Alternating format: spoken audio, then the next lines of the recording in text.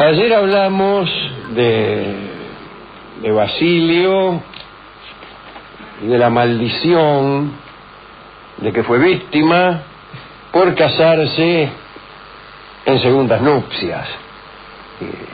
Uno de los términos de esa maldición, estamos hablando de Rusia, ¿no?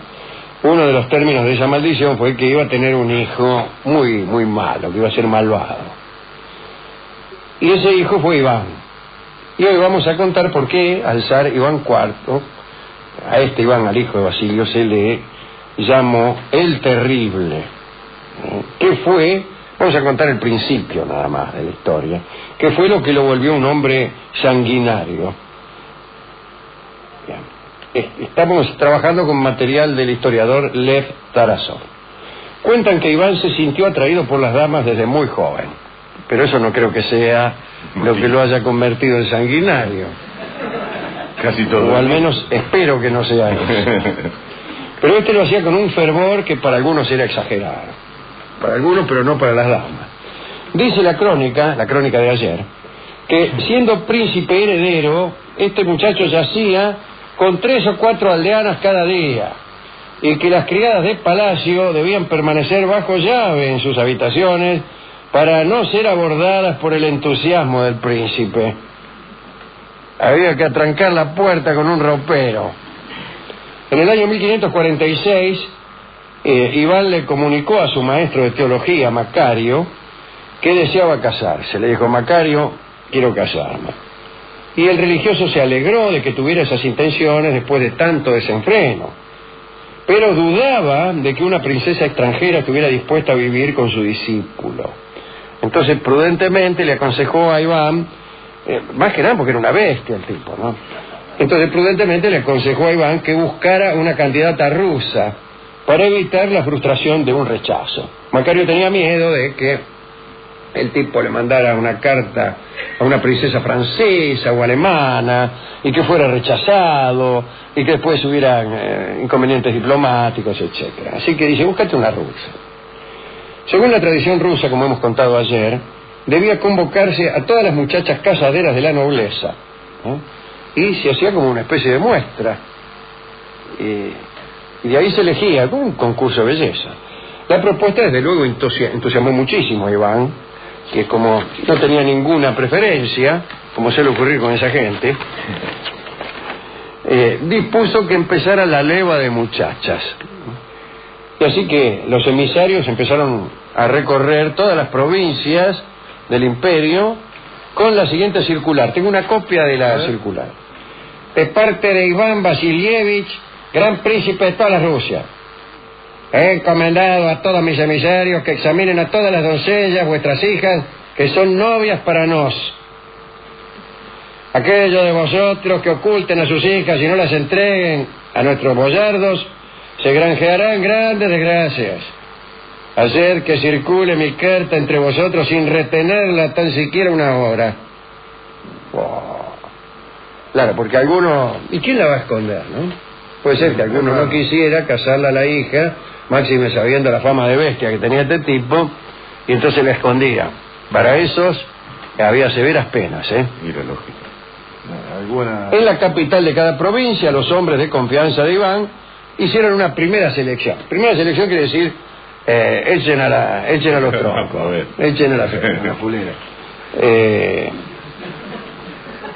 Y después mandaron a Moscú a las chicas más agraciadas que habían visto, que eran 1000. Después hizo una segunda selección. Las vírgenes elegidas, después de someterse a un examen muy minucioso, fueron alojadas en un edificio anexo al palacio. Ya quedaban 120, quedaban. Upa. Bueno.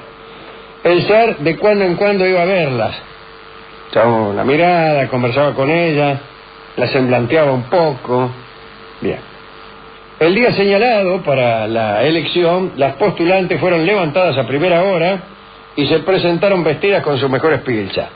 Imagínense, no va a ir hecho una crota, si usted quiere que la elija. Se acercaron a Iván una por una y después de una profunda reverencia pasaron a un salón y allí esperaron el veredicto directamente. La ceremonia pedía que Iván le ofreciera un pañuelo bordado en oro a la ganadora. Entonces, tierno. sí, Iván cachó el pañuelo y se lo entregó a Anastasia Romanovna Sajarin Yuriev. Cuentan que la decepción del resto se hizo notar, imagínense. Oh, mirá, que parece. Se escucharon gritos, lamentos y desórdenes que debieron calmar los guardias del palacio. Mire cómo... ¡Es gorda! Gritaban uno. ¡De donde la mera es visca! ¡Es suelta! Gritaban. ¡Fuera! Y ahí cayó la guardia del palacio y dijo, momento. Y no sé qué habrá hecho, ¿no? La elección del zar no se debió a la alta cuna de aquella dama y parece que tampoco prestó atención a sus dotes intelectuales. Anastasia era extraordinariamente hermosa. La boda se celebró el 3 de febrero de 1547 y bueno, ahí estuvo. Iván estaba enamorado de Anastasia. Ella le dio 6 hijos en 10 años, que es mucho, ¿eh? Y fueron tiempos en los que la tiranía de Iván todavía no se había desplegado. El zar gobernaba con prudencia, más que nada porque estaba ocupado con su mujer. Muchos observadores extranjeros, observadores sería mejor, concluían que Iván era muy afable, muy benevolente, diría yo, con sus súbditos, pero algo vino a detonar la violencia. El 6º parto debilitó mucho a Anastasia y se enfermó. Iván temió un envenenamiento y sometió a su esposa a unas purgas. En la Unión Soviética las purgas son terribles, pero esta no era la Unión Soviética, sino Rusia. Pero estas purgas le hicieron mal, muy mal. Empezó a tener toda clase de problemas de salud, se desmayaba, no se acordaba de las cosas, había perdido la memoria, se olvidaba de todo, no recordaba ni quién era. Esta chica, ¿cómo se llamaba? Bueno, no se acordaba de nada. Al final se murió. Tanta purga, porque el otro cada vez que la veía mal, le encajaba otra purga. La mina no se acordaba de nada y él quería que se acordara purgándola. Y tantas purgas le hicieron sonar. Y después de la muerte de Anastasia, Iván se volvió loco. Para mí ya estaba loco de antes, pero disimulaba. Sus primeras muestras de intolerancia, una intolerancia que fue incorruptible durante todo su reinado, empezaron pronto. Mandó a matar a unos consejeros que tenía porque le caían gruesos. Mandó a matar también a los doctores que habían tratado a su esposa. Como si el que le daba las purgas era él, pero no importa, mandó a matar a los médicos. También a los coperos que se encargaban de servirla porque él estaba convencido de que la habían envenenado. Después, es que su madre había muerto envenenada. Así que bueno. Iván empezó a matar a los que no tenían ya nada que ver. Por ahí estamos bien, los médicos, los coperos, los consejeros. Y después ya se le habían terminado los que estaban de algún modo vinculados con la muerte de Anastasia y empezó a matar a cualquiera. Imagínate cómo, ¿qué va a hacer, pobre tipo? Una noche parece que estaba bailando en el palacio con unos cortesanos, una fiesta de máscaras.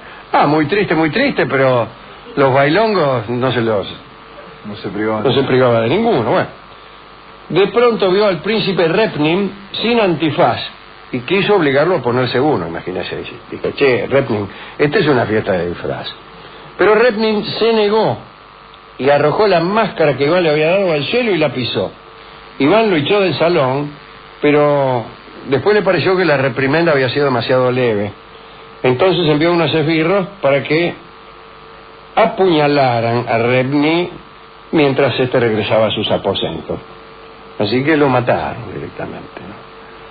Cuentan que los boyardos, los nobles, no podían estar seguros de nada, aunque no hubieran cometido ninguna falta, ¿entiendes? Lo podían matar igual. Entonces nadie se atrevía ni siquiera a salir de su casa o a hacer bromas. Estaban en un silencio perpetuo, encerrados en sus habitaciones, porque temían que el mínimo gesto los condujera a la muerte. Algunos pensaron que para detener la furia de Iván era conveniente que volviera a casarse, y le sugirieron tímidamente, para que no te mataran, que lo hiciera. Dice, cásese, y salían corriendo. Iván aceptó aquella propuesta, Bueno, esta vez ya no se hizo concurso, porque alguien le indicó que había una que vivía por ahí, que era una princesa de una tribu circasiana, hija del príncipe cherkés llamado Temriuk. La llevaron a Moscú vestida con su traje regional, que debía ser convenientemente horrible. Iván, maravillado, decidió casarse con ella. Debieron bautizarla a esta princesa y la llamaron María.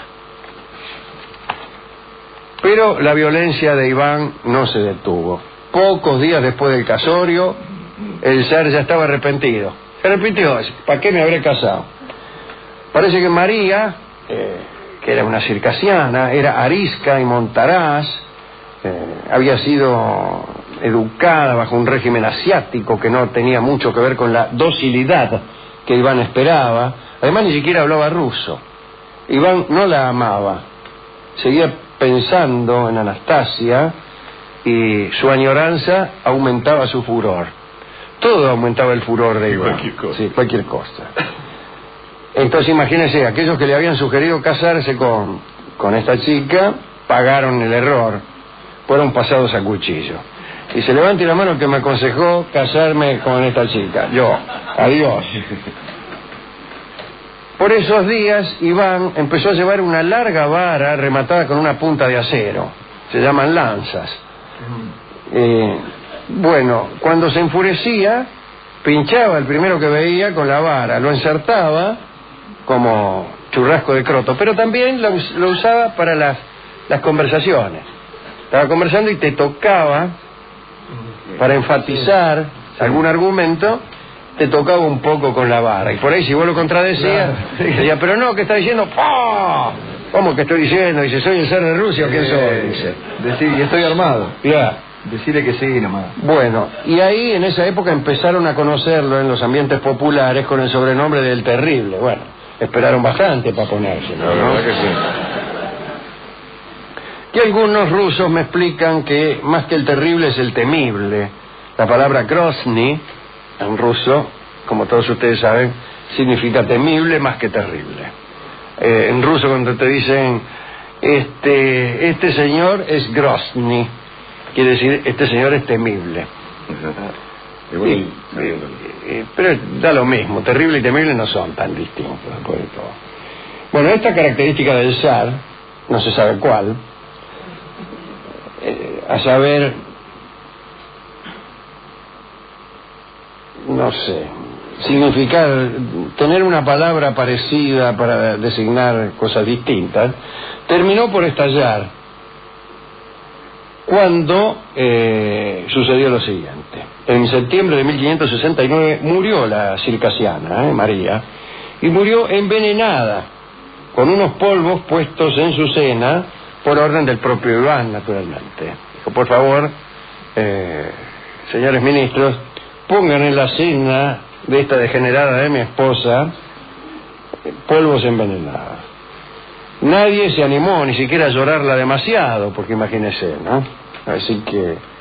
Y muchos se alejaron de la corte por miedo y para que no se los acusara de aquel envenenamiento, porque el zar deseaba evadir su culpa, pero no que un crimen quedase sin castigo, lo cual era un grave episodio en un estado.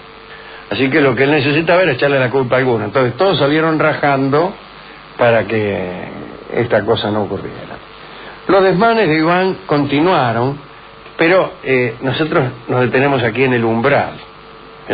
Por ahí mañana seguimos con otras cosas todavía peores. Pero vamos a dejarlo a Iván envenenando a su segunda mujer María. En realidad no dice cómo se llamaba cuando era una circasiana, ¿no? Las mujeres circasianas eran famosas por su belleza.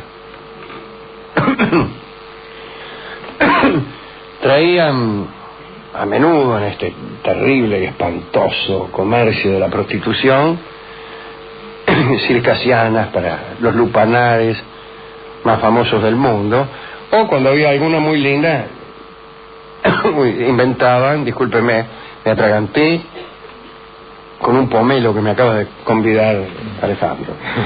En fin, para que los demás creyeran que una era linda, bastaba con decir que una era circasiana. Pero Iván había dejado de quererla. Aquí voy a frenar esto, Iván. Pero ¿a quién le dedicaría Rolón esta charla? Anastasia. A la circasiana, seguramente. A todas. Vio cómo es él, ¿no? Sí, aún las feas. O a la primera, la del concurso de belleza. Yo, en cambio, preferiría las 119 que no fueron elegidas en el concurso de belleza, ¿no? ¿Por qué? Y digo, ya que el tipo las dejó... Claro, sí, la dejó con ganas. Claro. Qué curioso aquello, ¿eh? Pero, si bien se mira, no es distinta la forma en que se elige. La forma en que lo eligen a uno y la forma en que uno elige. Y la forma en que se elige pareja en la sociedad contemporánea. Sí. Es así, ¿no? Hay una especie de foro. Claro que no son las 120 princesas castas provenientes de todas las provincias de Rusia. A lo mejor son 2. Depende del poder que uno tuviere, o de la atracción que uno pudiera desplegar, o de la prioridad que uno puede reclamar en el mercado de grisetas. Contaba yo siempre la forma de elegir pareja de los monos, donde el mono más poderoso era el que elegía primero, y después el otro elegía la mona que era la segunda más bonita, después la tercera, hasta que el último monito se quedaba con lo que le dejaba. La mona más fulera, ¿no? Pero finalmente en la sociedad contemporánea ocurre algo parecido. Los hombres más poderosos tienen un horizonte mucho más amplio para elegir y generalmente se quedan con la más linda o con las 2 más lindas, qué sé yo. O eligen entre más lindas. Y eligen entre mayor número. Claro. Entre mayor número. Tiene que ver no solo con el poder, sino también en ciertos foros con una amplitud de los horizontes.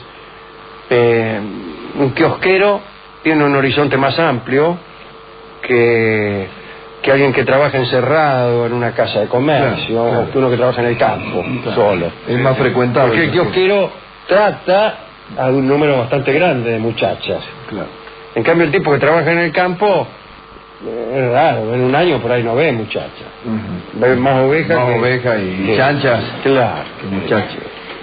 Elige entre más ovejas en todo caso. Sí, en todo caso. Bien. Pero lo de Anastasia es tierno, ¿no? Porque era el modo de elegir en el momento y le dio 6 hijos y realmente me parece que la quería decir. Sí, él la quería, no era tan malo como dicen acá estos degenerados. Por lo menos 6 veces la quiso. Sí. Bueno, no sé, se lo dedicamos a Rolón en todo caso. Que está convaleciente. Está convaleciente, le mandamos aquí un fuerte ¿qué? Abrazo. Un fuerte abrazo, sí. No, porque nos va a contagiar. Un fuerte medicamento. ¿Qué tiene Rolón? A ver, déme el certificado médico, ¿no? Sí, mando acá. Medio trucho. Señores, la venganza será terrible. Sí, por la presente certifico que el señor Rolón Gabriel está fulero. Firmado el doctor. Sí, doctor, pero ¿qué matrícula tiene el doctor? ¿MP qué? Pero en confianza, lo hacen en confianza, no le ponen... Matrícula 7, dice. Es poco. Yo creo que los números eran más largos. Pero sí. Debe ser muy viejo. Un doctor viejo, retirado ya. Sí, ¿no será que...? Faringite, dice ahí. Faringite. Sí. Está mal escrito. A ver, ¿qué dice? Colite. No. Está por los dos lados, Malfarín. Sí. Lo debe haber agarrado Iván. Sí. Está parejito. Lo ha purgado varias veces. Sí, es por la purga, claro, lo ha querido, este médico lo ha querido curar con purga y pobre Rolón anda de la cocina a la sala, se le queja a los pacientes. Dice, no termina nunca de escucharme. Usted Bien. siga, dice. Bueno, A punta de lanza. vamos a dedicarle entonces a Anastasia, pobre, a quien las purgas le habían provocado cierta obnubilación, cierta distracción, de modo que se olvidaba de todo. Imagínese 6 partos y quién sabe cuántas purgas. Sí, claro, sí, nadie aguanta eso. En cualquier caso, en conmemoración de aquellas distracciones u olvidos, escucharemos el tango De Todo Te Olvidas, que a falta de un mejor intérprete me ha encontrado a mí, ¿no? Aquí está el cuarteto de cuerdas de Federico Mizrahi, o sea que lo que suena es un quinteto, cuarteto de cuerdas más piano, y cantaré yo con ellos este hermoso tango de Cadícamo, que tiene evidentemente una fuerte referencia al poema de Evaristo Carriego, que se llama Tu Secreto, pero también a otras palabras y a otros poemas de Carriego. El poema de Carriego dice: de todo te olvidas, anoche dejaste allí sobre el piano que ya jamás tocas, etcétera, ¿no? Pero hay un montón de palabrejas que son muy carriegueras. Ahí está Ofertorio en el medio, que aparece en poesías de Carriego, y hay un montón de referencias aparentemente secretas que al que haya leído a Carriego enseguida le van a resultar familiares, ¿no? Pero los versos del tango son de Enrique Cadícamo. Escuchemos entonces este bello tango De Todo Te Olvidas. Está muy bien tocado por Mizrahi y el cuarteto de cuerdas, y cantado por mí del modo que he podido. Adelante.